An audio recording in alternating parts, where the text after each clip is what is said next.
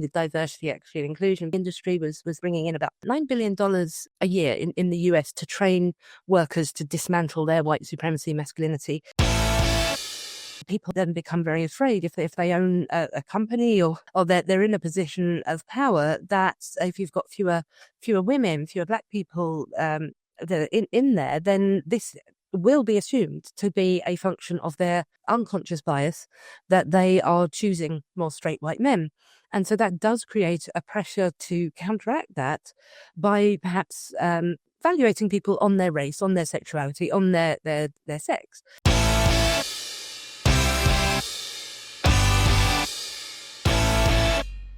Welcome to the Astin-Gregory podcast, a place to be, to live free and prosper in a world of uncertainty. From challenging the narratives during the pandemic to helping to build a global freedom movement, this show is your front line for bold conversations and tools to thrive.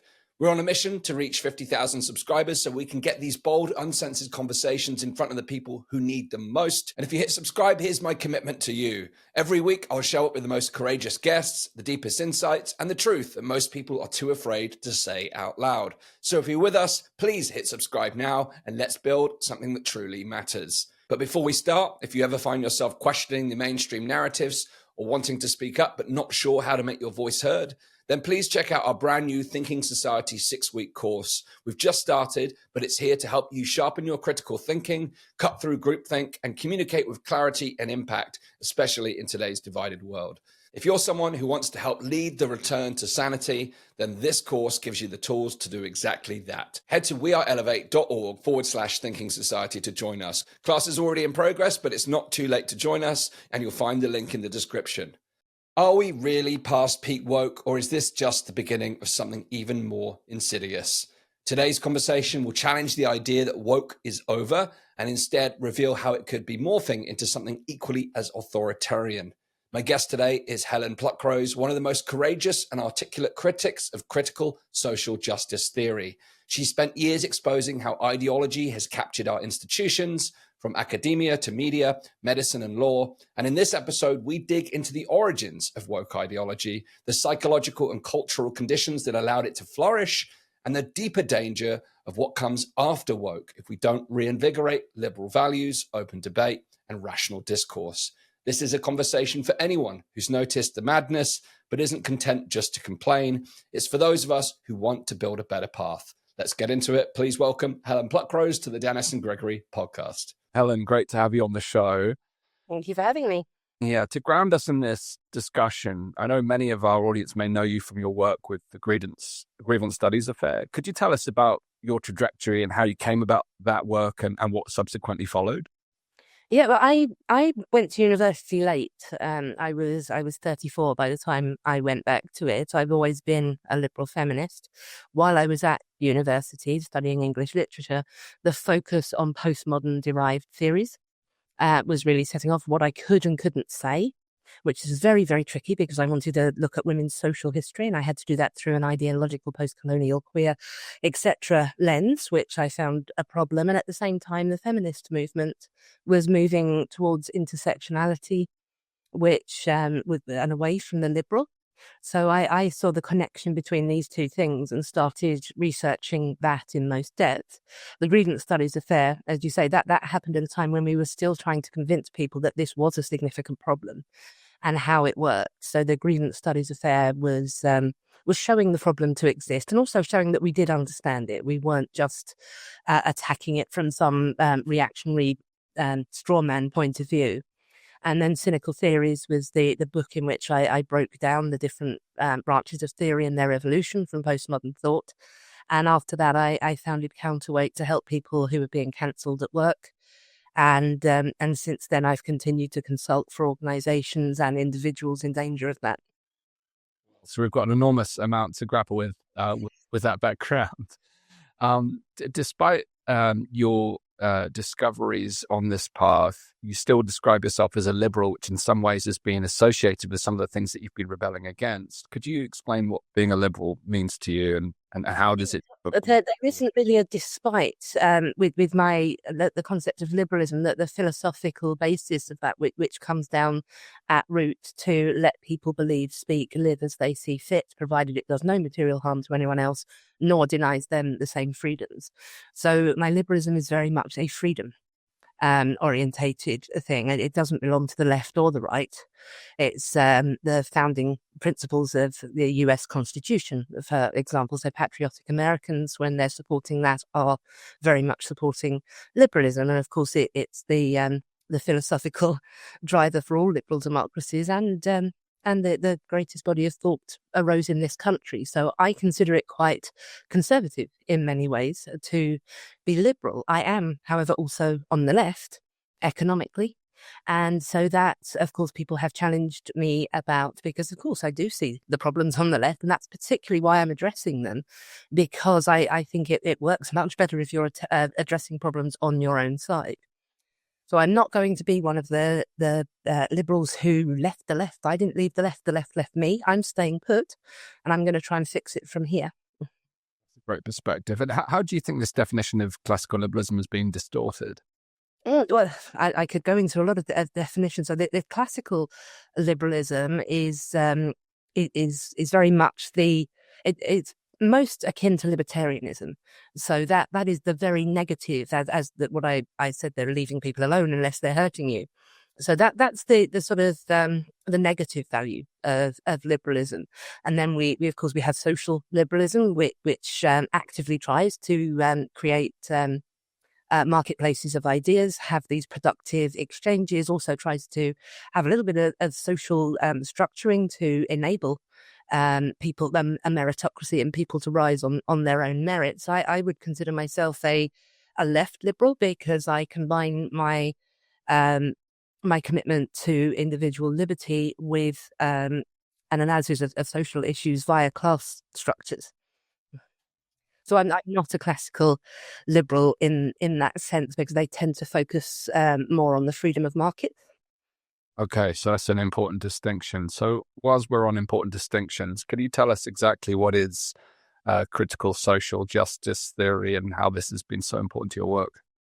Yeah, so the that name comes from Osland Sensoy and Robin DiAngelo with White Fragility Frame, when talking about a particular theoretical structure for understanding social justice. They're very keen to say this isn't the normal understanding of social justice, in which we all want society to be just, and we may differ on how to achieve that.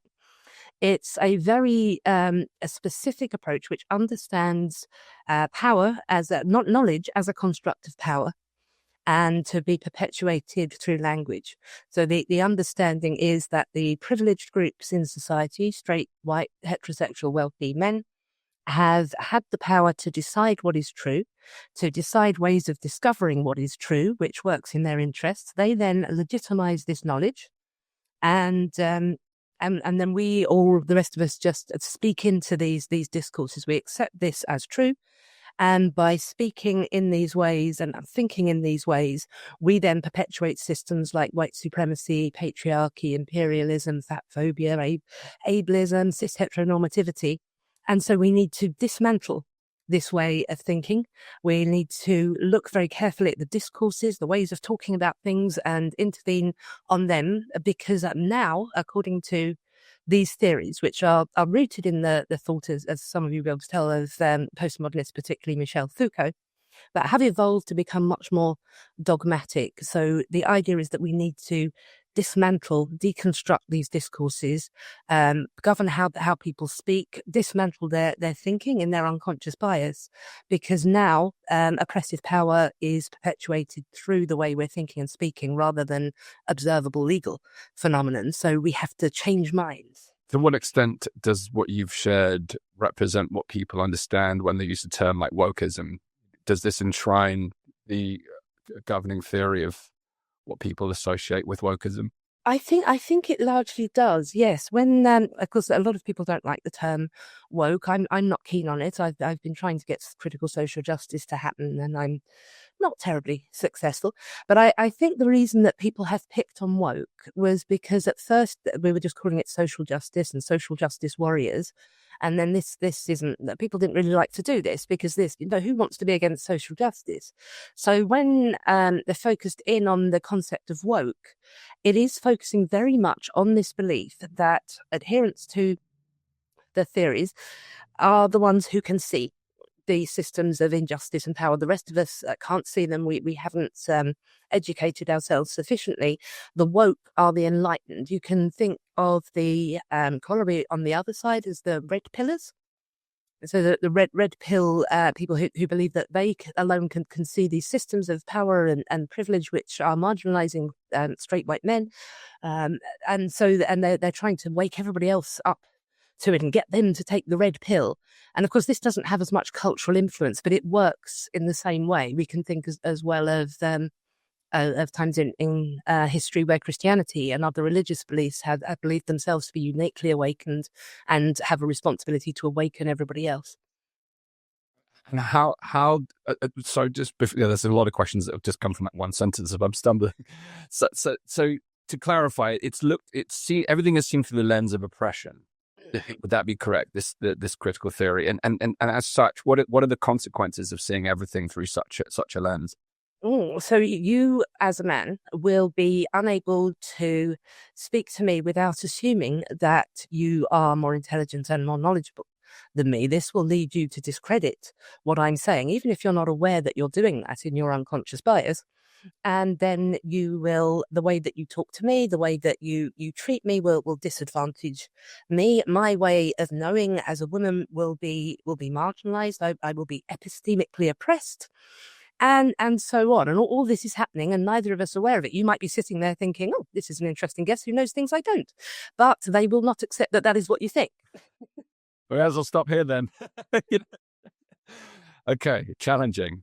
So your point around, pursuing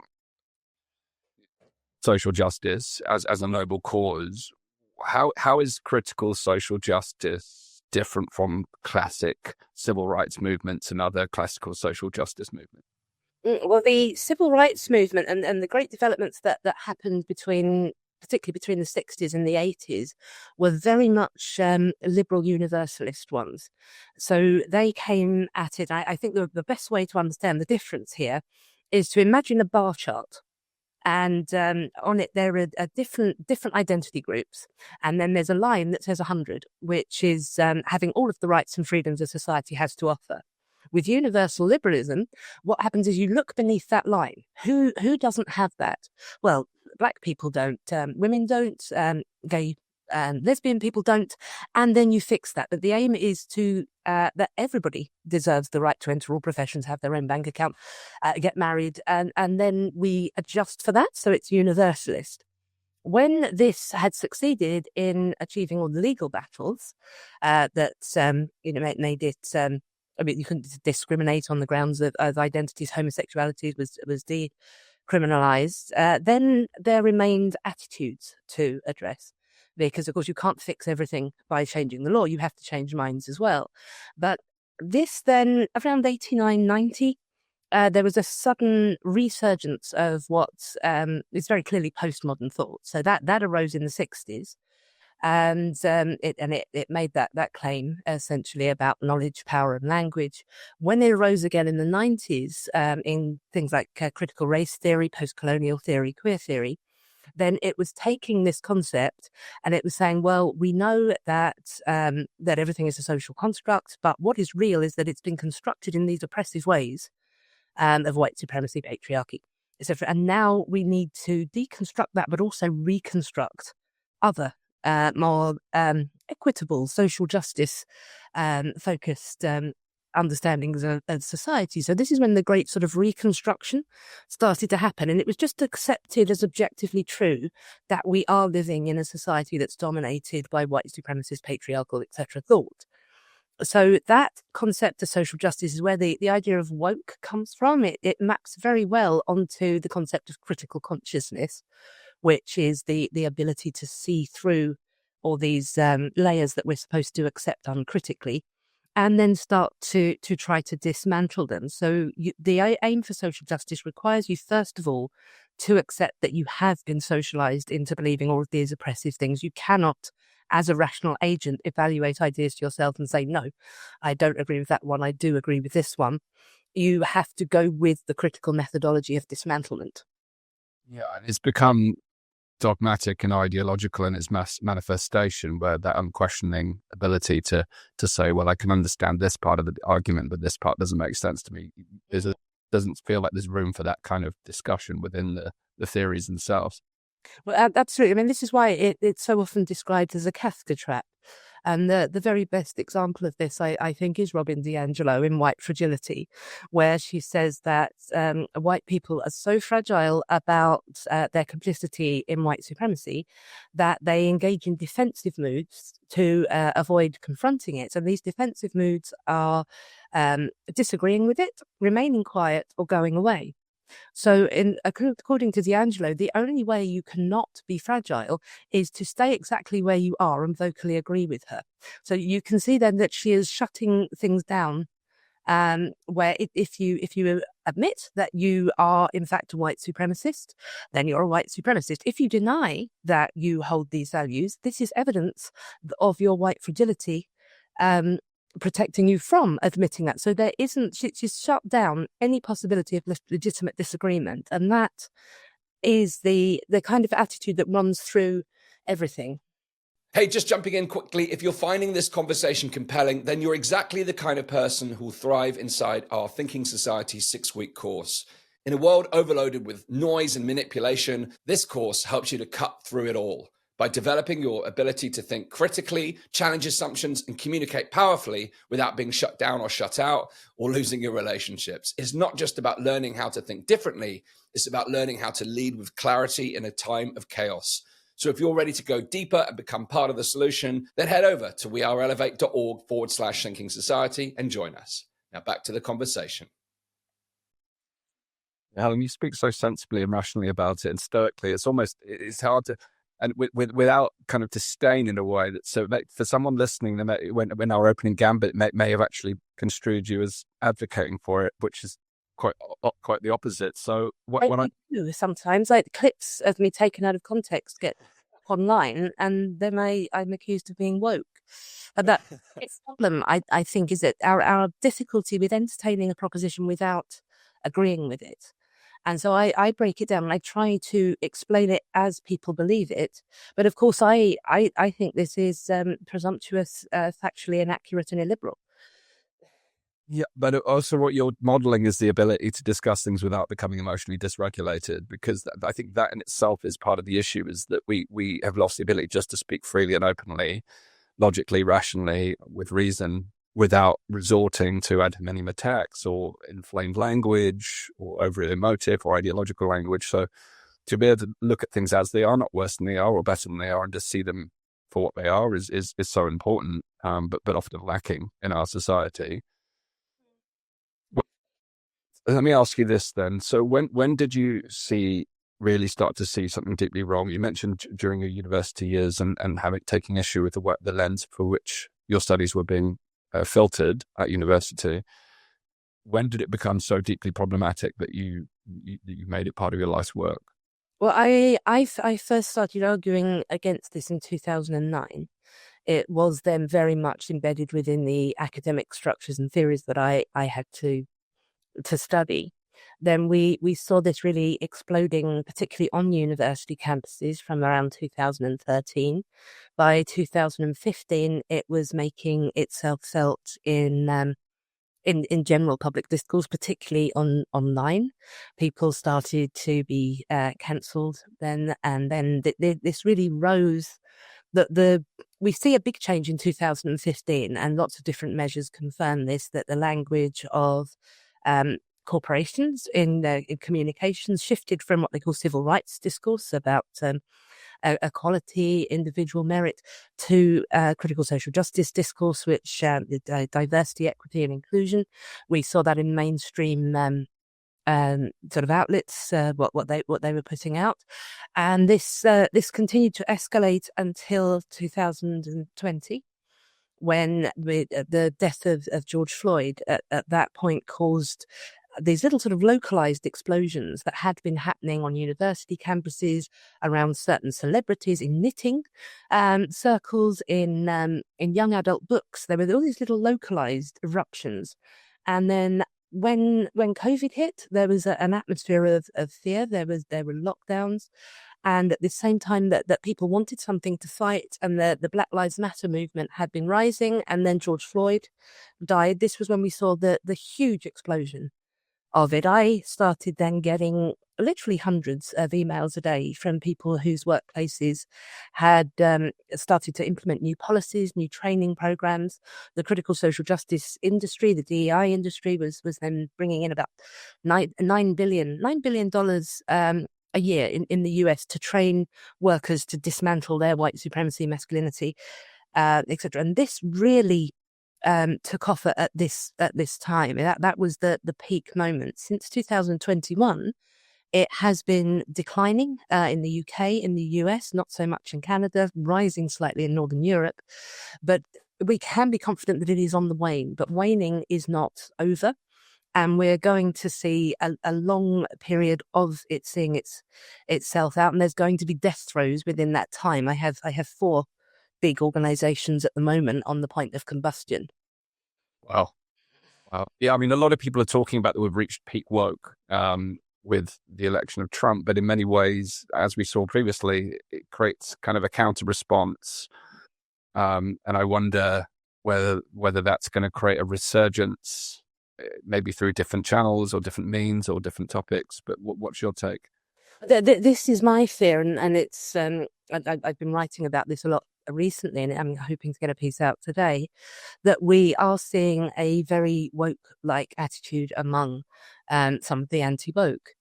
So you can see that same Kafka trap element. So if you take the concept of Trump derangement syndrome, if anybody tries to criticize the actions of Donald Trump, they can immediately be diagnosed with Trump derangement syndrome. There is actually a move in the US now to have this diagnosed as a mental illness and so dismissed. And this just shuts it down, and unless you are in support of everything that Trump does, you have this pathology and you therefore can just be written off. And we're seeing as well a lot of attempts to cancel people for speaking out about certain things, particularly conservatives, liberal conservatives, who are saying we did not sign up for these deporting people without due process, for just kind of crushing ideas out of universities, for banning words. We didn't sign up to this, and then we're seeing them getting deluged. Konstantin Kisin wrote a good piece on this, and so did Andrew Doyle. What they're identifying as the woke right. And of course, the fear here is that just as the woke left caused this backlash, the next 4 years, if it is dominated by this very illiberal populist right that is actually just trying to squash wokeness out of existence rather than letting us get at it so that we can actually dismantle it properly by arguing with it, what we're likely to see is people who I call liberally minded. They may not be people who operate on well thought through first principles, but they are anti-authoritarian. It took a long time for me and people like me to get them to see that wokeness wasn't just a form of social justice that was maybe a bit zealous at time, but was authoritarian, wasn't attached to reality, and to oppose it. If we're now seeing a rise of an equally liberal authoritarian faction on the right, we are seeing already people starting to move back to supporting the woke. I'm now getting emails from liberals who are kind of taking their leave of me, saying things like, I really like your work. I saw the problem. I don't think you're wrong, but I think Trump is a big problem. I think the rising right is a big problem. Woke isn't actually that bad in comparison, and I've got to get behind it. If I've got to have one, it'll be that one. So my fear then is that in 4 years' time, that if there is so much sympathy now for the woke and Trump really has alienated so many people, then we're going to have a backlash the other way, and we're going to see the resurgence of woke. I think that hypothesis, I can already see the kind of breadcrumbs of that beginning. And it's one of the most important dilemmas that I've dealt with here, is because, as you say, it creates this immutable force where you cannot critique independently the acts of one president versus the other. You either have to be on team A or team B. You can't step back and be principled. And I think this is part of the difficulty I take with a lot of the issues that have spawned from the woke movement, is that we have become so tribalized that principle is being trumped by that tribalization. So, for instance, let's take some of the burning of Teslas and things like that are happening right now. You could principally be against vandalism and destruction of property, but your tribal instincts are permitting that behavior and even endorsing that behavior on the basis that it's within the kind of moral compass of your current paradigm, and therefore the principle of being non-authoritarian and non-aggression is superseded by this invisible force that is driving behaviors. And that's my concern across the board. And I've always said this with authoritarianism: even if you're in favor of specific policies of any given president, even if they don't belong to your team, you can surely compartmentalize the acts that are favorable or disfavorable. But most people don't have the ability to do that. Under the current climate, you have to be either completely wearing the red shirt or the blue shirt. There's nothing in between. There's a complete loss of nuance. And therefore, when we witness authoritarian actions on supposedly your side, people turn a blind eye. And this has been happening very, very, very, very much since Trump has taken office. And that people are now, who are calling out previously authoritarian behaviors, are now turning a blind eye or even supporting them. And that for me is a shared concern. And it's created this vacuum where you can't talk about it. Yes, precisely that, and this is what I'm trying to urge people to do at the moment, is to maintain consistent principles. We don't want a situation where we have seen people opposing no platforming, opposing censorship of books, cancellation attempts for very good reasons, then suddenly become confused about this and say, well, nobody has the right to a platform, and this isn't violating the First Amendment, and we're just disagreeing with you. You knew you saw the problems with that. You saw that was apologism for authoritarianism before. Please see it now. Because I am finding now that as I'm increasingly criticizing the illiberal right, the most common response I get is, but the illiberal left is, the left is doing this. I know. Have you not noticed that I know this? What have I been doing for the last decade? And if people are feeling the need to inform me that there is a problem on the illiberal left, then I can't think how anybody else can possibly engage this. So I've just started saying, I'm not grading on a curve. I am objecting to this illiberalism on the right for the same reasons that I did on the left. Please, can you do that? And we really, really need ethical conservatives to do this on the right, and we need principled liberals to do this, leftists to do this on the left. And what we're seeing is that they're attacking each other's extremists and minimizing and condoning their own. We wrote a piece about this in 2017 called a manifesto against the enemies of modernity, and we spoke of an existential polarization where people are going to be motivated to react against the extremists on the other side while minimizing or condoning those on their own side. This will then cause the people on the other side to respond to that, and we're just an endless pendulum swing, spinning polarization where if we can actually criticize the illiberalism on the other side, obviously that is very important. But if we're heading towards this, we've got this kind of atmosphere now where when it comes to voting or anything else, we're picking the lesser of two evils. This is what the average person is having to do now. And this is really enabled by constantly attacking the evils on the other side, where people really should be focused on strengthening the principles on their own side. And that is really what people need to be doing. If you are an ethical conservative, please call out the illiberalism there. If you are an ethical leftist, focus on that.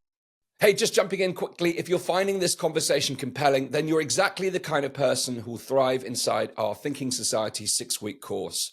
In a world overloaded with noise and manipulation, this course helps you to cut through it all. by developing your ability to think critically, challenge assumptions, and communicate powerfully without being shut down or shut out or losing your relationships. It's not just about learning how to think differently, it's about learning how to lead with clarity in a time of chaos. So if you're ready to go deeper and become part of the solution, then head over to weareelevate.org/thinking society and join us. Now back to the conversation. I think it's essential. I think within the kind of broad stroke perception of wokeism and progressivism, there's been this large scale association with the left and this liberal kind of woke order, and that's kind of reached, whether it's reached its peak, but we're now seeing the same, as you've alluded to, in its infancy on the right. And if we're not careful, that will just expand. And it almost feels like playground behavior, which is, well, you did that, so we're going to do it too. And that's where we divorce principle. It's just lost. And it's your justification becomes, well, they did it, so we're going to do it too. Yet at the same time, people can't see the hypocrisy. So for instance, let's take, I remember the shot of Elon Musk on the Trump's private jet. So you've got a social media founder now, or owner, not founder, on a jet. And everyone on the right was cheering that on. Not everyone, but there was a lot of people cheering that relationship on. Yet at the same time, reverse it 4 years, if Biden had been seen on a jet with Zuckerberg, there would have been a complete meltdown on the right. So we've got these completely, again, I would say, my concern is always, if you get too close between the government and the media and social media, big tech, you're going to result in authoritarianism, interventionism in ways that cause havoc. But people are not willing to call it out as long as it benefits their side. And that is what I think that is what we're witnessing across many issues right now. And if we don't catch it whilst it's early, the baby monster is going to become a big one. Yes, I mean, I'm feeling very much now, as I did in 2015, the same feelings that caused us to do the grievance studies affair was because a lot of liberal lefties were saying, well, this isn't such a big deal. There've always been a few mad papers. There've always been a few radical activists. Generally, everything is fine. We need to focus on the right. The right is more of a problem. Look, Trump's just been elected. And they weren't seeing the problem, or how the problem would actually spur the illiberalism on the right, as well as being authoritarian in itself. And now I'm feeling that way again when I'm talking to people on the right whose judgment and whose evaluation of the problem with the woke I've always respected, who are now mirroring a lot of that and trying to convince people on the right that there isn't a problem here. You really do need to address that before it gets really huge and just kind of dominates everything. And it's people are so very unwilling to do this. Yeah, it just feels like a cycle of reaction now. And unless that cycle is broken, this is our future. It's compounded by digital technologies and the always-on social media cycles, which is now algorithmically biased to keep us in that cycle of reaction. What do you see as the way out? What do you see as the way out of breaking that cycle?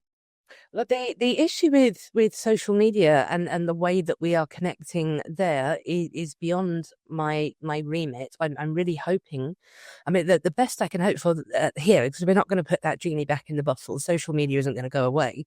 What I'm kind of hoping is that people will, after a certain time, become sick of the extremism, of the irrationalism, of the soundbite, and they will develop an appetite again for more reasoned, more evidence-based ways of analysing issues. So that I think is the and I'm starting, which I hadn't before, to support initiatives to have a digital age of consent and not have smartphones in schools, and parents deciding that their children should not have access to social media until their brains are a bit more developed. I think this is a good thing that people can do. Otherwise, I think that I have to really focus on the concept of liberalism and the concept of conservatism. The question has been, has liberalism died? This sort of freedom orientated focus. But I think we can now also ask, has conservatism died? When we've got factions on the right who do not typify that those conservative sort of qualities of restraint, of individual responsibility, as caution, as of opposition to revolution. When we have people considering themselves conservatives who are now really sort of valorizing figures like Andrew Tate and not seeing the problem with it, we have to say this isn't conservatism. This is right wing, certainly, but not conservatism. We need conservatives to push back at that. We need leftists. Going over what I said before, but just trying to change minds by speaking to people within our orbit, wherever you are. If there is somebody who still thinks well of you, but they're going towards radicalism, try to bring them back in. Try to increase a culture where we respect people who are charitable, evidence-based, and consistently principled. Yeah. I want to take a step back a bit and kind of understand the genesis of where all this has come from. We've talked about your first-hand experience in universities. How far back does this go? Did this begin in the 60s, or was that another reaction cycle to what preceded it? How far have you looked? Yeah, we started in 1966 because that was when a significant shift happened. A lot of other books that have looked at postmodern thought tend to stop there. They're looking at philosophical antecedents to that, which of course include Marxism, but postmodernism is probably best understood as a reaction against Marxism, but it continued some of the spirit there. And then some philosophers before that, we also, of course, there is that element of liberalism in there, that the civil rights movement, it was an activist movement. People did want to continue that momentum, but they became illiberal in doing so. So you can trace it back at least, I think, into the 18th century.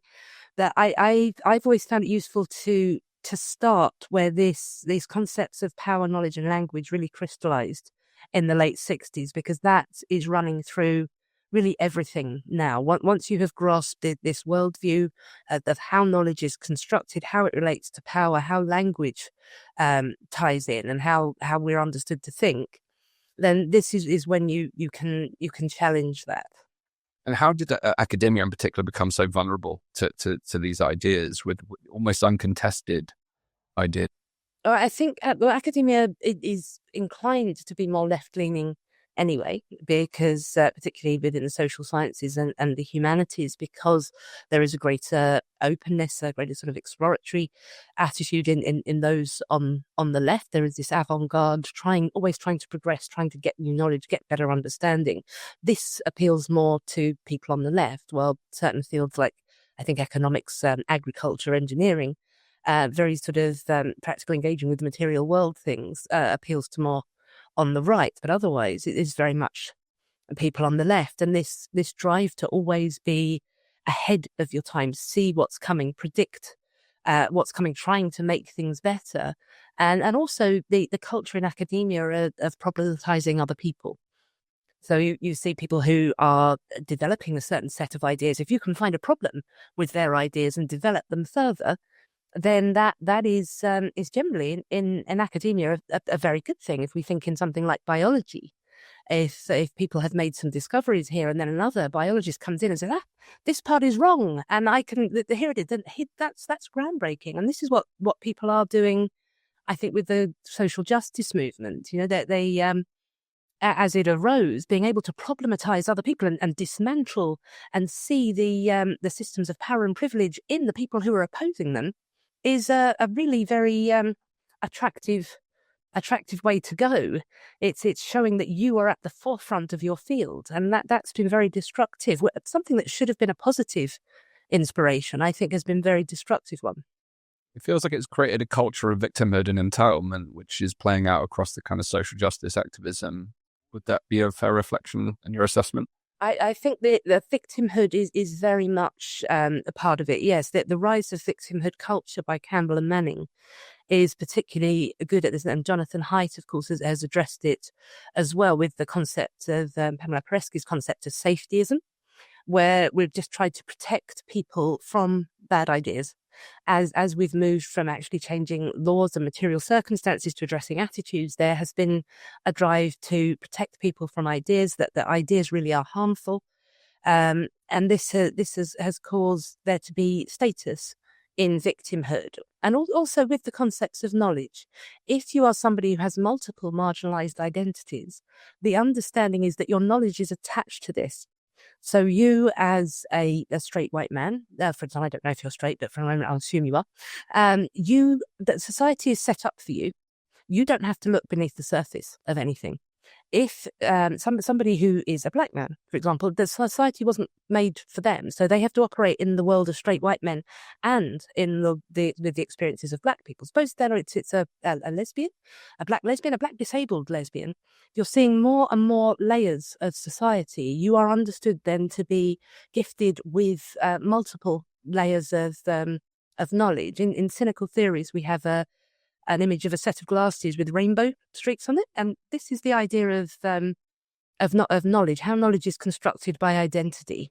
So people with the most marginalized identities can really see much more through their lived experience, and they shouldn't be criticized on this. And this really motivates having a marginalized identity, and so we see people taking on marginalized identities, possibly very genuinely, but quite possibly not as well, when we're seeing that the queer umbrella sort of expand to include things like asexual and demisexual, which means only having sex when you feel like it, which I think is normal.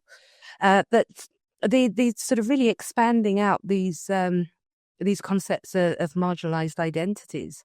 And we've seen as well people applying for university. Suddenly, everybody is much more mixed race. They have a lot of different sort of racial backgrounds. And this can't actually have happened. So we can see people calling more on any aspect of themselves that could be considered marginalized and putting that to the forefront and using this as a kind of social capital. Yeah, it feels like it's more than just social capital, and in terms of addressing the oppression or imbalances of power, it feels, rather than seeking to create the conditions where everyone can thrive despite their identity or individual circumstances, it seems to be that we're pursuing restorative justice, whereby if a certain marginalized group has been excluded or has not had positions of power or authority in any given endeavor, there's an attempt to overcompensate in a way today to make up for past grievances. And I that maybe that's a generalization, I don't know, but that's the kind of perception I'm getting from the world of corporations. I've got a friend who works at a very high level within one of the major banks, and he's in the recruitment function, and he says they're under enormous pressure to effectively correct past injustices, but as a result, meritocracy is very limited in their recruitment process, and it's having actually detrimental effects on the results, the company results, but no one is willing to own that as part of the problem. Is this part of the overall ethos that's underpinning? Yes, that's the equity part of diversity, equity, and inclusion, because the assumption is that certain groups would only be underrepresented because there is systemic bias against them. Then people then become very afraid if they own a company or they're in a position of power, that if you've got fewer women, fewer black people that are in there, then this will be assumed to be a function of their hopefully unconscious bias, that they are choosing people, more straight white men. And so that does create a pressure to counteract that by perhaps including people, evaluating people on their race, on their sexuality, on their sex. And this does have a detrimental effect on the standards, of course, and then also people who have absolutely got their position through their own merits then come under suspicion of being a DEI hire. So we've seen an awful lot of pushback from this, from the large sort of anti-liberal, anti-racial, like Free Black Thought has consistently objected to this as infantilizing and demeaning of black people. I feel a very similar way when it comes to to women. The idea that that men have to step aside so that people can hear me speak. I'm sorry, if I want to speak, you're going to hear me whether you like it or not. So I get quite. I feel my dignity is impacted by that. But of course it does, and we see these situations where in the US, for example, East Asian Americans are being discriminated against, even though they cannot possibly be benefited by white supremacy. They're just a cultural group which is very focused on academic and professional qualifications, and they're doing particularly well. This doesn't fit in with the idea that people do well if they are in a privileged position. So then we get mental gymnastics of trying to explain, well, they must be white adjacent. Sorry, that was a bit of a ramble. I hope I got to your point in there. But yes, that is a real thing. Yeah, it's a real thing. So do you think there's any specific cultural or psychological factors in our current environment or climate that made us particularly vulnerable to this ideology? We've seen it become pervasive in academia, but now for it to spread to media, government, corporations, and actually widespread within Western society and accepted in many ways without question, to the point where I actually don't think people can even perceive an alternative to what is described within these critical theories. Well, I think the overwhelming, the reason that society was essentially ready to take on these ideas was because the kernel of truth at the center of it. The claim that we have discriminated against people because of their race, sex, or sexuality is true. And I think there was an awful lot of guilt about this after we had those big sweeping changes between the 60s and the 80s. And we can tell that attitudes were changing for a couple of decades before that. But there is in cultural memory a really pervasive belief that women are less rational, they should stay at home, they shouldn't be given power, that Black people are unintelligent and criminally inclined, that same-sex attracted people are contaminants of some kind, that it's dirty and disgusting and they shouldn't be allowed to do it.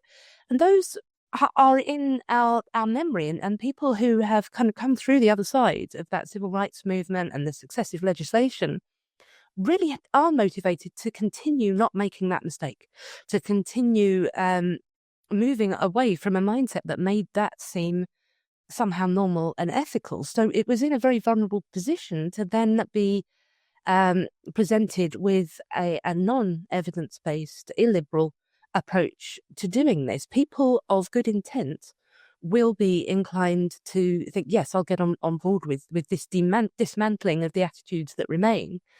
And then this becomes a pervasive society-wide way to be a good person. And people who are starting to question it feel afraid of doing so. Wonder, am I actually a bad person? Will people see me as a bad person? The horror of being thought to be racist, misogynistic, or homophobic or transphobic really does come from good intentions. People who actually are racist, for example, will not be deeply wounded by being told that they are. So this point of intentionality is an interesting one, because I agree. And it's it's got a dual-edged sword, really, because in many ways it's raised awareness of certain issues, but it's also created, I think, what is potentially an unhealthy way to manifest tackling those issues, as we've discussed. But on the other side, there are plenty of people in my network. It's interesting. I previously called them the lost left. They're the ones that have kind of alienated themselves from the left. That actually it's not true. You correctly stated at the beginning that the left has in many ways alienated them. But what's resulted as a function of this is that many of the people I know who previously were working on things, whether it's environmental issues or equality issues, they no longer actually want to pursue those issues because the only trajectories they can take are these ones that have been infused with the ideologies that we've been discussing, and therefore now they withdraw because they don't want to be part of that. And there is a lack of real alternative. So in many ways, it's a double-edged sword.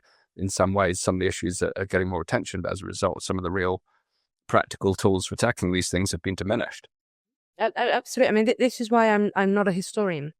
That was my aim. I cannot do it, and I found myself when I was about to go into PhD, searching for something that I could do where I wouldn't run afoul of these theories. I settled in the end on producing an issue of late medieval women's religious writing, because I could just translate and transcribe. It was still okay to be objectively right or wrong, but I didn't want to do that. I wanted to look at writing by and about women of their places in society, but I couldn't do that. And we do see this in all kinds of fields, people just stepping away from addressing anything that could get them problematized. And yeah, for some reason, things like epidemiology and climate change have all been sucked into this, when there are right and wrong answers.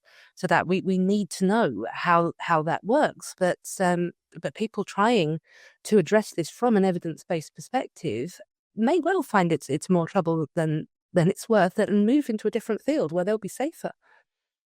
Yeah, I mean, I've witnessed this in almost every field. I mean, recently I was having a discussion with a friend of mine who works in mental health, and another associate who's worked in psychology, and they both explain that this type of mentality has taken over their fields, and increasingly they're seeing moves away from objective reality. There's an increased subjectivity, and the idea that certain things are a social construct have entered into fields where there are empirical evidences that you can track, but as a result of this new ideas, a lot of those are being thrown out. You're throwing out the baby with the bathwater, and as a result, many of the different theories are transforming in across many of the different academic disciplines. But then those manifest in the practice as well. So in psychology and in mental health, and I think that's deeply problematic, because we're going to get perpetuations of certain problems if we can't deal in objective reality.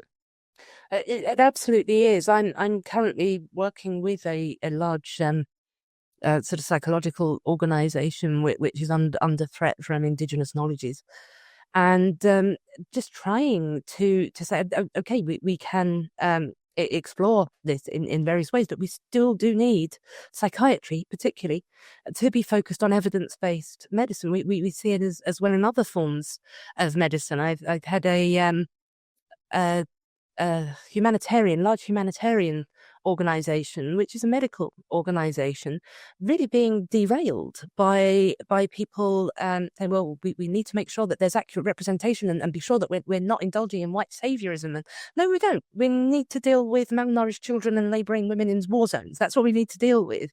There's certainly space for this kind of critical self-reflection, but when it starts paralysing an organisation, then you really have to. This then becomes a luxury belief, doesn't it? When you're trying to sort of elbow critical social justice views into absolutely everything, while people are suffering with their mental health, with their physical health, then you really have to take a step back there and look at where you've gone wrong. Absolutely. I mean, I was reading an example recently. I'm just trying to find it because it really struck me in preparation for this interview around an organisation that works in the British Antarctic Survey, which oversees Britain's research stations in Antarctica, which claims that believing the most qualified person should get the job is a form of racial harassment. I mean, harassment, adding the term harassment makes it even more challenging. Look at the racist assumption that underlies that.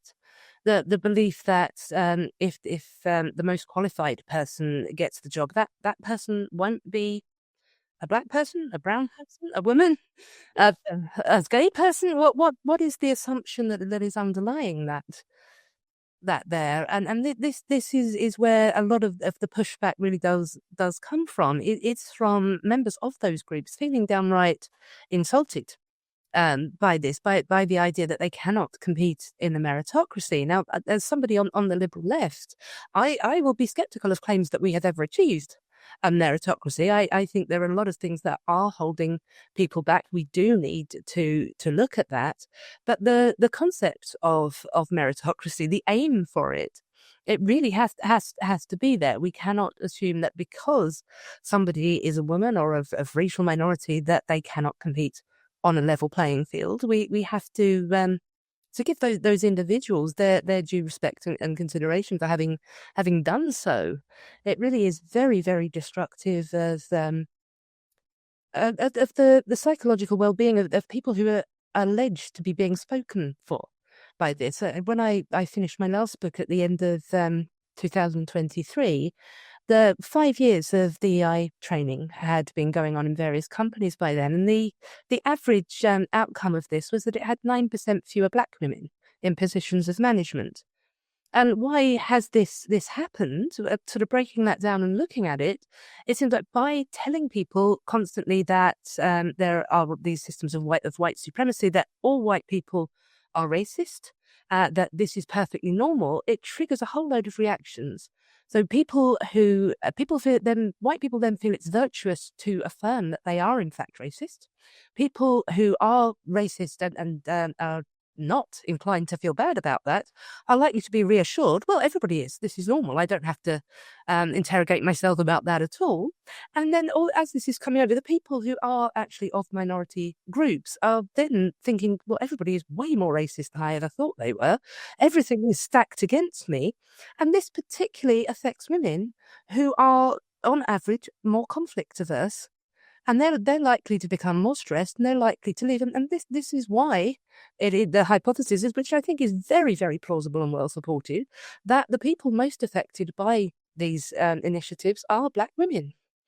What, in your view, with all the issues we've discussed here today with these ideologies, is the worst case scenario if we don't find a way to turn a corner?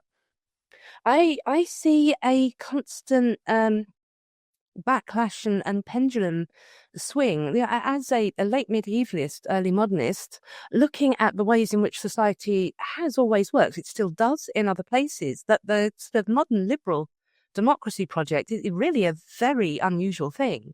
We have just had one group of people taking power, setting themselves up as a dominant moral orthodoxy, whether this is a dynasty, a monarchy, a theocracy, and then ruling over what everybody can think and say until it is violently knocked aside by another one. We have managed to bring ourselves out of this constant cycle of domination and counter-domination with the processes over modernity, the Renaissance, the Reformation, the development of liberal democracies, the Enlightenment. We have moved towards this idea that different ideas can exist. People must be allowed to express them. Democracy and debate is the way to resolve conflicts. We're still not perfect. We'll never be perfectly liberal, but the advances that we did make are really tremendous. My fear is that we're going to undermine that it would be extremely easy for us as humans to go back into this cycle of getting behind a certain narrative, accepting it uncritically, considering everyone else evil. Whichever one gets the most power will take a ruling position until another one. People get so sick of it, they backlash against it, join another one and knock that aside. That's what we've done throughout history. And it's what we could do again if we do not hold on to that consistently principled, and I would say liberal, in that broadest sense, liberal approach. Well, to me, it just feels like that's exactly where we are, in my view, or at least the very beginnings of that in the scheme of history. It just feels like it's just taken a different form rather than, monarchs and, it's now at a cultural level almost. I can't even pin where its origins lie in the centers of power, but it seems intertwined between academia, media, oligarchies. It feels like a melting pot of power dynamics that have created this culture war. I would say that on various different fronts, all at once, we have got rather complacent about liberalism, about freedom of belief and speech, about caring about what is true. We have just sort of decided that we live in a liberal society and understood it as something that protects us, that we have a right to be protected by, and not as something that we are and have a responsibility to maintain. And so then we have people saying, well, I've just been cancelled for saying this. Where is this liberal society? And I would ask them, well, have you been doing it?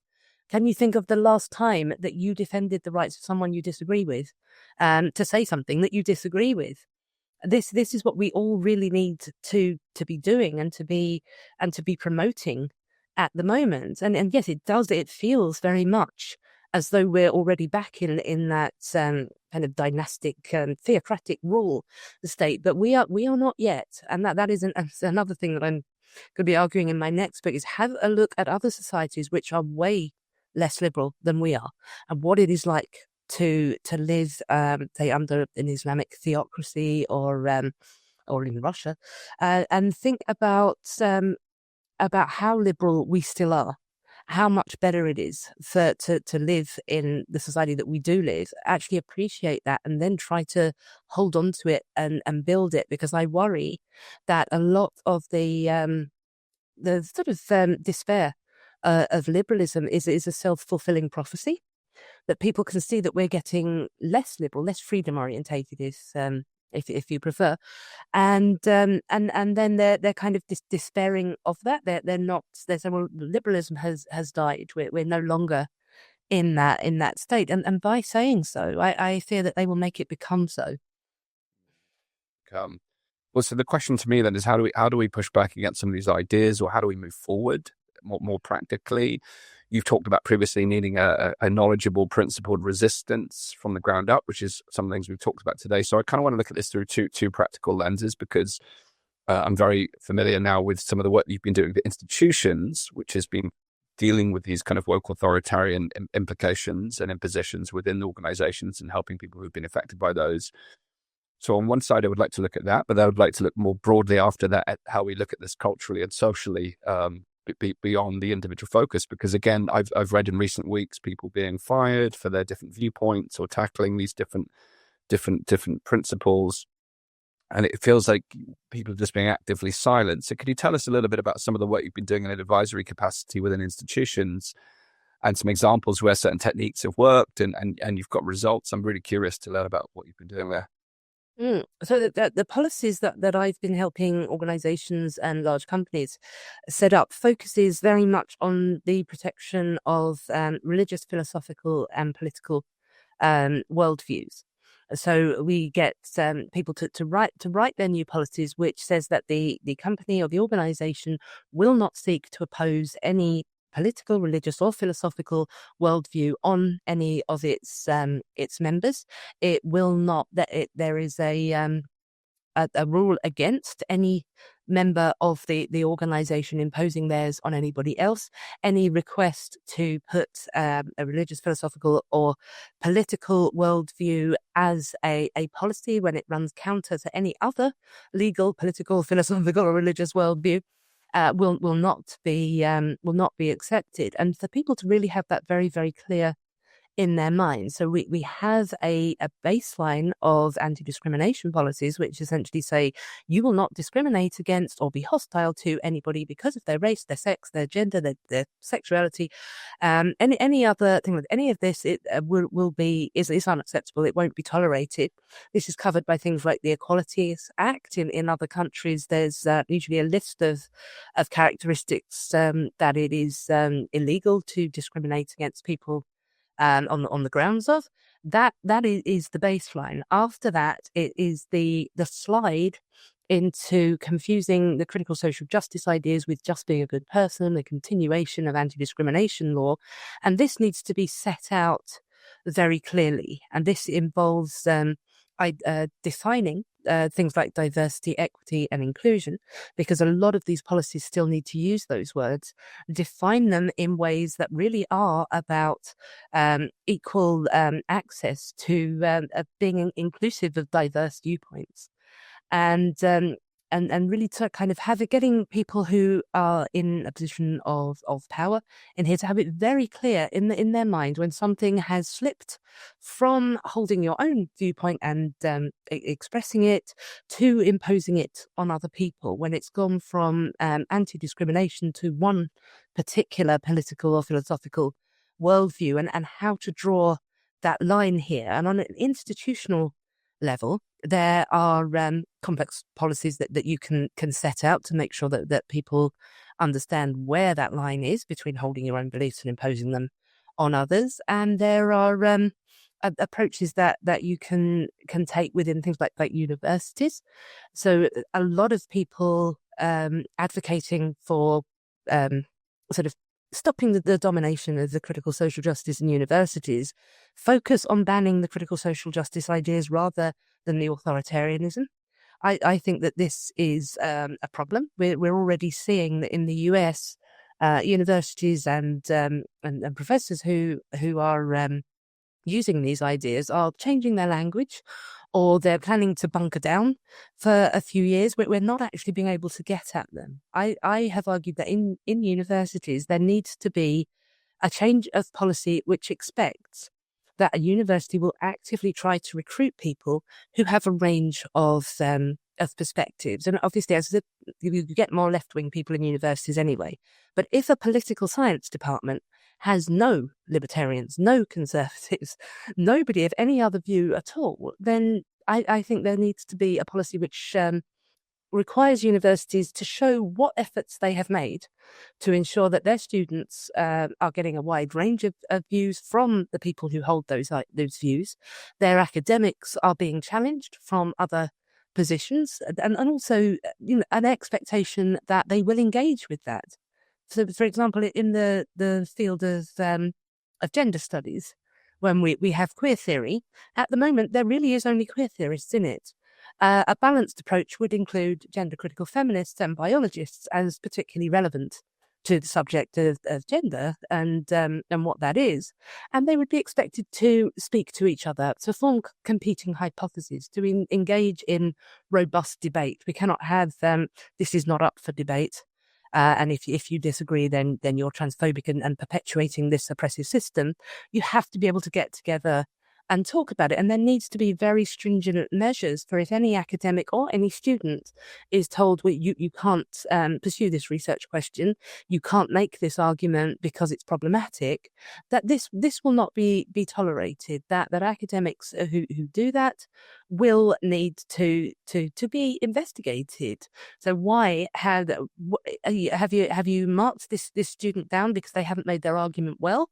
And if there are comments on it, a lot of which I've seen, saying, well, this is very problematic. How do you think that this would feel to this particular individual? And that isn't good enough. You need to be able to show that you are encouraging and you are able to mark arguments that you yourself strongly disagree with. And so this is all very complex and multifaceted. So there does need to be policies. We can't, as a lot of people have often accused me of, just think, well, we just encourage the free exchange of ideas and then everything will slot back into place. No, you are going to need policies in universities to ensure that there is this diverse worldviews, that they are being exchanged, that people can actually come at it from their own perspective and they're protected if they do so. Sorry. Yeah. It's interesting. I mean, we feel it feels worlds apart at the moment that we could even reach there. My concern is, and I've mentioned this in other contexts, is that we just end up, and again to oversimplify, with like blue schools and red schools. So the diversity of ideas happens, but in separate spaces. So it's tribalized. So and you can already almost see it happening. People are starting online universities where conservative thoughts are permitted, rather than saying, you know what, we're just going to allow these ideas to flourish and percolate, and we're going to let the intellectual debate take place. But it feels like the ideal that you've discussed it feels like the culture is going in the other direction and just creating separate spaces. It is. It absolutely is. This is why I think it isn't enough, as you pointed out correctly, when we need to look at it on two levels, that we can't just talk about how we are talking to each other as individuals, how we are influencing culture. Yes, we all need to do that, but we do need to look at institutions. We do need policies in place that will actually protect viewpoint diversity, that very explicitly in a granular way. It isn't, we can't just hope for the best. We can't do what Trump is doing and just ban mentions of certain words and anything that appears to be theoretical either, because there are ways around that, or it will just hide until he's gone. We need to actually get policies that bring it out into the open. My suspicion is that if the most staunch critical social justice scholars were compelled to actually argue their ideas with people who disagreed with them, what would happen is that most of them would resign, but they at least then wouldn't be pushed out. They wouldn't be made to leave. They would be given the opportunity to operate in the way academia is meant to operate, by challenging and testing their ideas against other people. The danger is if they are squashed and they resign because they are being bullied, or they just go into hiding, then there will be a greater sympathy for them, not only for them, who we could have sympathy for if they're being pushed out, but for their ideas. This is really, really counterproductive. And I think you are spot on again when you're talking about the alternative spaces. I've written about this too, that the idea that we have to keep that broad marketplace of ideas, whether it's an academic one or a media one or a general culture one, as broad as possible, because we cannot get rid of other ideas. What happens is that the mainstream marketplace of ideas gets narrower. Then we have alternative marketplaces of ideas. We've seen the gender critical space has popped up, the anti-woke space, the heterodox space, the conservative space. These have cropped up outside of mainstream media. And as I said, they're not talking to each other.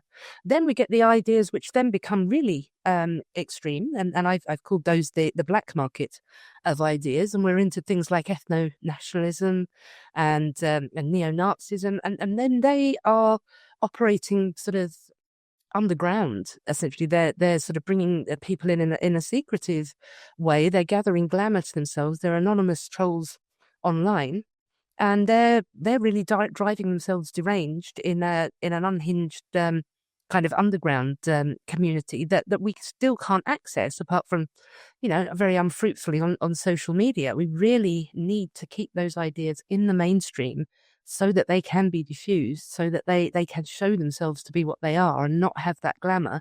And we can try to process them into the margins of society again. Yeah, I think that's what people don't understand about the consequences of censorship, is that if you push it underground, it becomes more dangerous, actually, and radicalized. And I think you've touched upon something that I've come to the conclusion of related to this point, is that it feels like, it's so evident. It feels that the different groups of people are becoming capable of entering into discourse with one another, to the point where, when Musk takes over X, within months, people are fleeing to Blue Sky. Again, it's exactly what we just talked about, whether it's in academia or social media. People are congregating with like-minded people, which is fine on a social level, fine. But if we're unable to have a marketplace of ideas where we're able to challenge and critique things openly, in an open format, then that becomes very problematic. But then I'm seeing another split that I think is part of the issue, and I don't know how you would envision we tackle this, is that when you take an ideology that is highly emotive and pit it against something that is very rational and reasoned, they're very different energy sources. And an old mentor of mine used to say, unless you set the terms of debate, the battleground in which you are discussing an idea, whether you are both arguing on the ideology so that you connect on that level, or you're looking at the reason and fact base, or finding a way to incorporate both, then the argument will break down. And if you take something that's highly emotionalized and ideological and place it in something that's highly logical and reason-based, I think that's where worlds collide, because they're unable to meet. How do you deal with that problem? Well, you're talking about epistemologies there, and this is of course what we've seen with the woke as well. There is this idea that reason, that evidence, that empirical research is a white Western masculized male thing. We need to go with lived experience and emotionally resonant narratives. And of course, this is then what comes down to the different ways of knowing and research justice. So we've seen that in the woke space. We're now also seeing it very much in other spaces, in right-wing spaces as well, where we have these populist narratives and also gender critical. Some of the gender critical ultras now are demanding that we use their language, and that men must dress always as in typically male clothes. Otherwise, it is personally disgusting and traumatizing to them. So we're getting these. I've gone a bit off track there, but when we've got these emotionally, whether it's postmodern or post-truth, emotionally resonant narratives that people are really flocking to as something simple and something they can speak into. And then you're trying to address that from a plate. You're never completely objective, of course, but trying to be. At least trying to be is better than not trying to be. You're trying to address that, and you're on completely different levels. So I think in order to get at that, we can't just kind of remove ourselves to this plane as abstract thought, where we bring the people who are all trying to be reasons and evidence based together and ignore everybody else. We are going to need to try to reach people on emotional levels as well, and this is a problem that has frequently been pointed out with sort of rational, empirical, liberal approaches to things. It doesn't have a nice, satisfying mantra. There's Adam Gopnik. He wrote this wonderful thing that encapsulated it when he said, I will free mankind from these chains, says the Marxist. I'm for faith and family, says the Christian nationalist. The liberal says, I'm for incremental reform using reasoned debate and liberal prism. It doesn't even fit on a banner. There is that problem. And I think when you're engaging with people, you need to try and meet them where they are emotionally. It's no good, well, it's silly for you to feel like that. You shouldn't feel like that.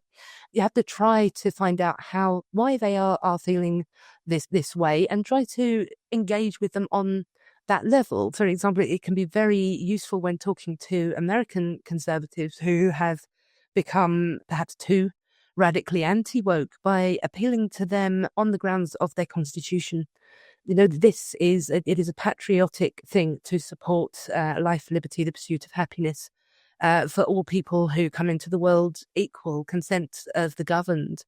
Make people really better connect those ideas with their sense of themselves as patriotic Americans. I don't mean to do that in a manipulative way, because it's absolutely true.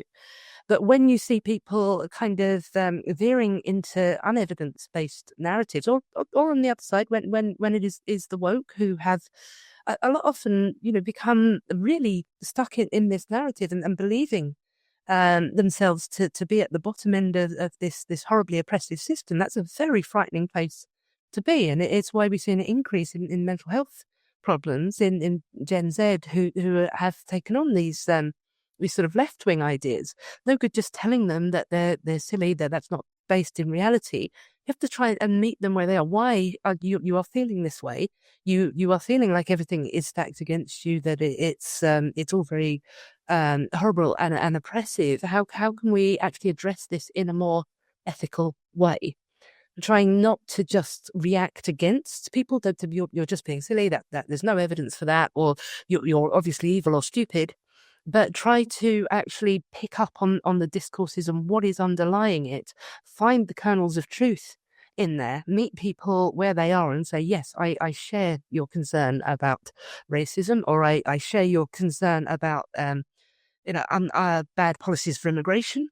And talk about it, find common ground with them on what their emotional, psychological sort of concerns are, what moral intuitions are being triggered here. And once you have found that common ground, it is then much, much easier to actually have a reasoned debate. First of all, convince the other person that you don't think they're evil because they feel differently to you. Assume relentlessly, even with evidence to the contrary, that they are a well-intentioned person who cares about other human beings. And then if they're actually not, they'll have to show you that, and it will be evident to everybody else. But I find if you talk to someone as though you're assuming they're a good person who cares about others, they're much more likely to respond like one, and try and meet you there as well, and try and find some common ground with you. We're such reciprocal animals. I agree. The problem is everything's been simplified to good versus evil narratives. And the other person, if they believe that, they're evil, or they're associated with someone who's evil. And therefore, I can't even see that shared humanity and have that shared reverence for one another.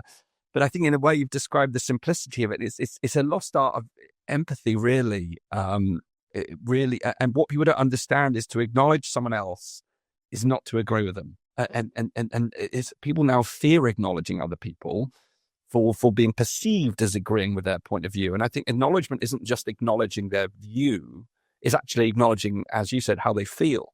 because we can't separate the two. So if someone is highly frustrated or animated about something, unless you acknowledge that their frustration about it, it's very difficult to then enter into a rational argument. And I've got a dear friend of mine who's a Buddhist, and he's so brilliant at this. It's like watching water flow. He's brilliant. No matter what someone says, and he spikes controversial, he enters into discourse which could be polarizing and controversial, but every response he has, he always says, yes, I can see that. And it diffuses the energy. Yes, I can see how you see that. He'll even say, yes, I agree with you.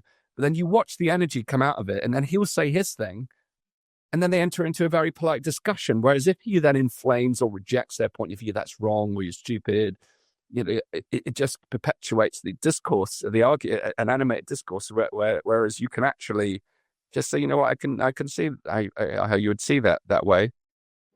I see things differently, but that's okay. We've lost the ability to just take a moment to say, yeah, all right, I can see that.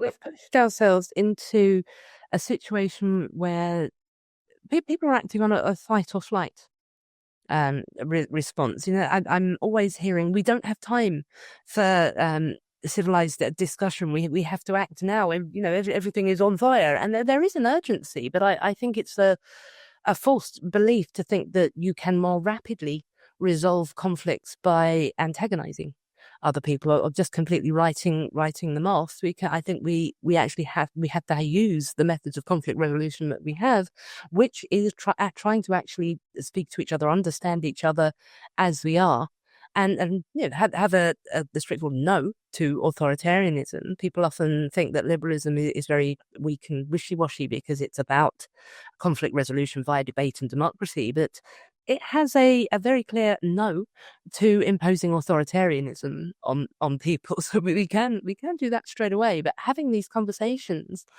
and actually trying to find a common ground is very important, and it can feel insurmountable when you're coming up against the most radical activists who, on absolutely no account, will make any effort to genuinely understand what you're saying or respond to it. It feels hopeless, and then there's the temptation to assume, well, this represents everybody on the left or the right, when of course it does. There's a small fringe of people who are really true believers in radical ideas.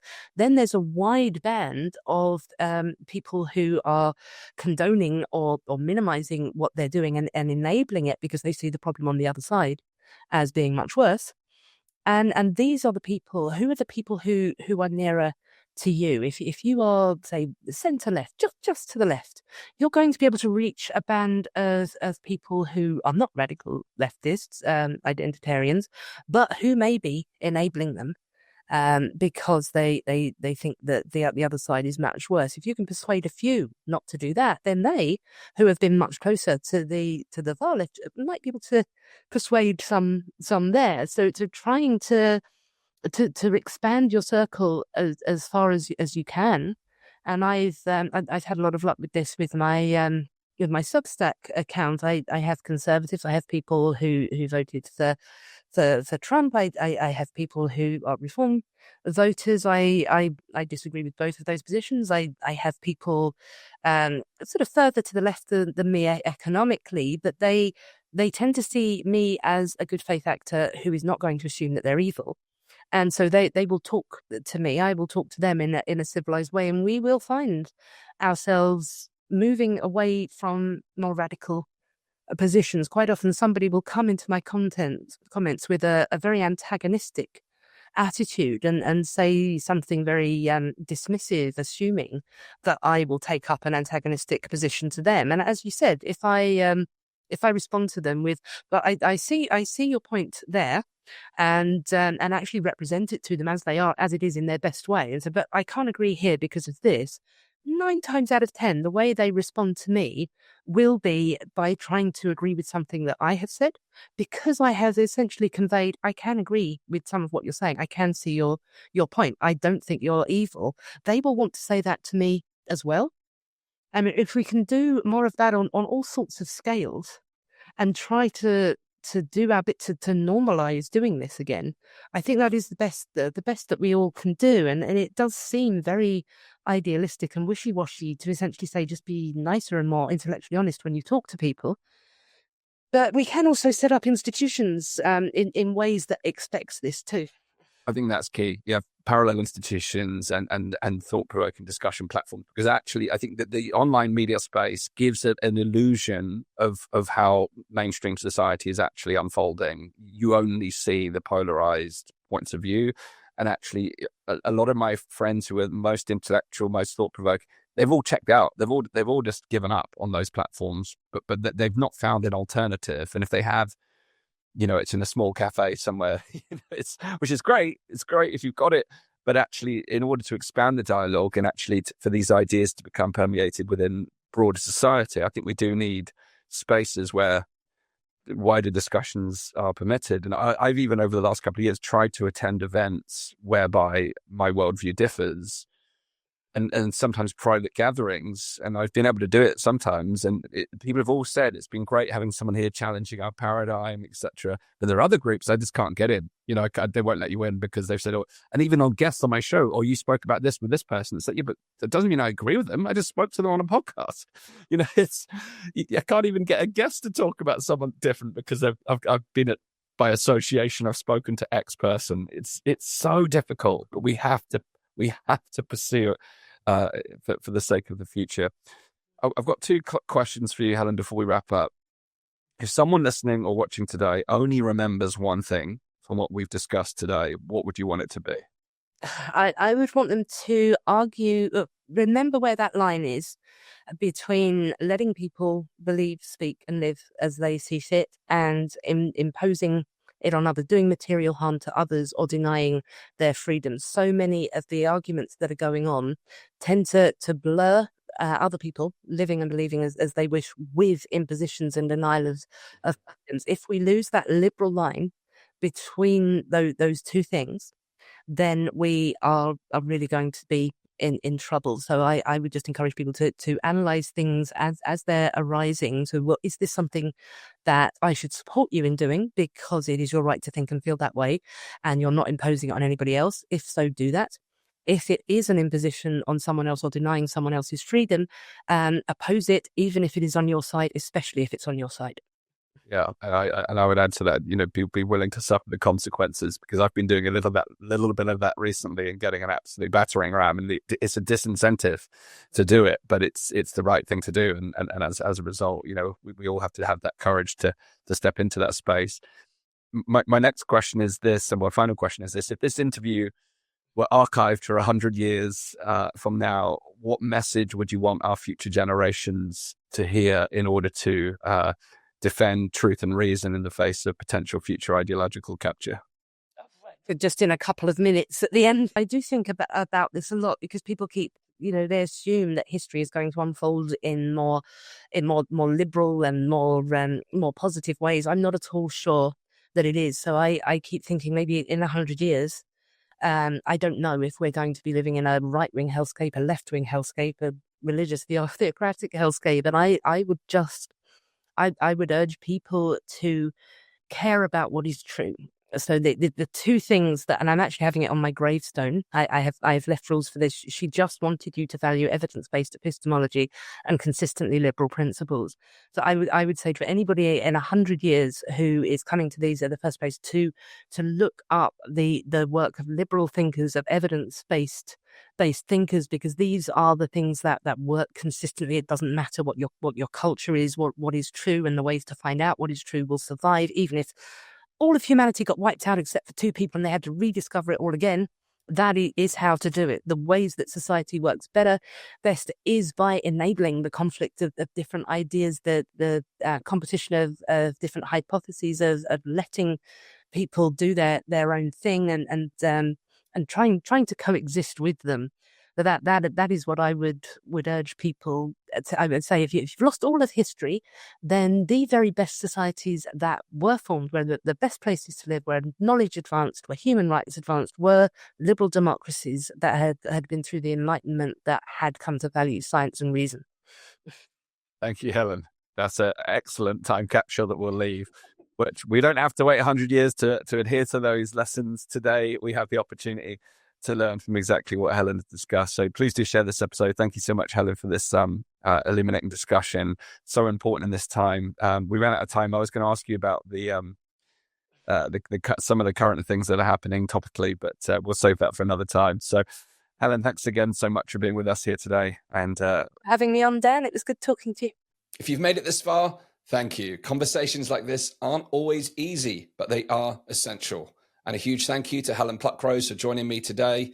If you'd like to go deeper into her work, then you can head over to her Substack at hpluckrose.com. You'll find the link inside our description. And please be sure to check out her excellent books, Cynical Theories and the Counterweight Handbook. Both of these are must-reads if you not only want to understand what's happening, but how to respond to the rise of critical social justice ideology, whether at work, in schools, or across society, or just the madness of social media. Now, here's what I'd love to hear from you.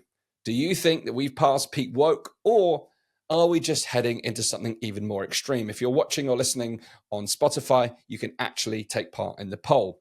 Leave a comment on the discussion, tag me on social media with your thoughts, and if you believe in the power of rational, principle-driven dialogue, and you want to see more conversations just like this, then please do consider becoming a supporter of the podcast. Just head to danastingregory.com/supporter, where you'll find out how to get early access to our content, be part of our community of free thinkers, and much, much more. Once again, that's danastingregory.com/supporter, and you'll find the link in the description. Every contribution helps us to bring deeper, braver conversations that cut through the noise. I want to thank you again for tuning in. Until next time, stay curious, stay principled, and as always, live free and prosper.